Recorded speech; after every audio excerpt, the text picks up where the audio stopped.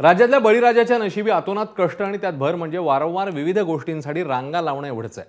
कधी तो बी बियाण्यांसाठी रांगेत असतो, तर कधी ट्रॅक्टरच्या डिझेलसाठी, कधी शेतकरीचे कर्जमाफीचा थंब देण्यासाठी बळीराजा रांगेत असतो। आता या यादीमध्ये भर पडली आहे युरिया खरेदीची।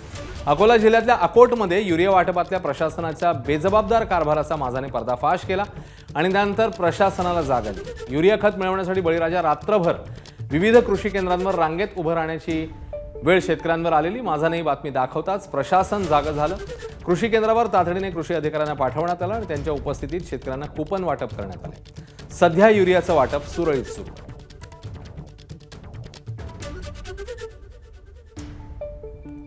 तर रात्रभर शेतकऱ्यांचे हाल झाले आणि एबीपी माझाने शेतकऱ्यांची हीच व्यथा आता सगळ्यांसमोर आणली। पाहूया।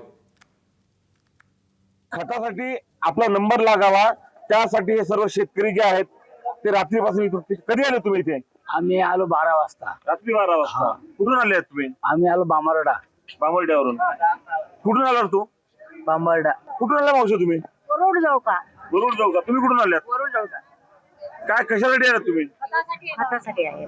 खतासाठी कुठून आल्यात? जोतखेड। सकाळच्या जवळपास 5 वाजता आपण पाहतात आणि आपण आलो आहेत अकोटमधल्या या दुसऱ्या ठिकाणी आणि ही सर्व जी गर्दी दिसते तुम्हाला ही सर्व शेतकऱ्यांची गर्दी आहे आणि आता सकाळ झाल्याने दुकान उघडण्याच्या आशेने सर्व शेतकरी जे आहेत ते रांगेमध्ये उभे राहिलेले आहेत। अख्खी रात्र या सर्व शेतकऱ्यांनी जे आहे तिथे जागून काढलेली आहे।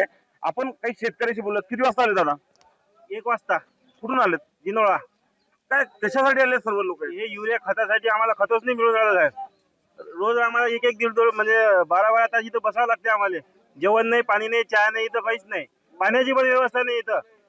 अख्खी रात्र तुम्ही झोपून काढली आता? झोप झाली का तुमची? नाही सर, आम्ही 12 वाजतापासून आलेलो आहोत इथं। पाण्याची पण सोय नाही, काहीच सोय नाही। युरिया खतासाठी आलेलो आम्ही। आमच्या वावरामुळे रस्ता नसल्यामुळे आम्हाला खत मिळत नाही, म्हणून उन्हाळ्याचं खत न्या लागते शेतामध्ये।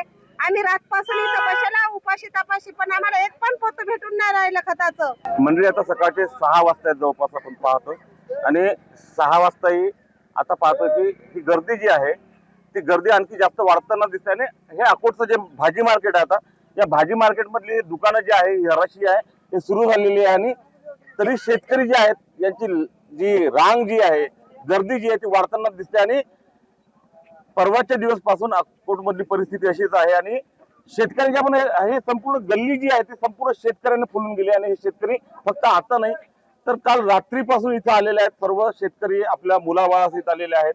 अख्खी रात्र यांनी इथे जागून काढलेली आणि प्रत्येकाच्या मनात एकच गोष्ट आहे की खत मिळालं पाहिजे।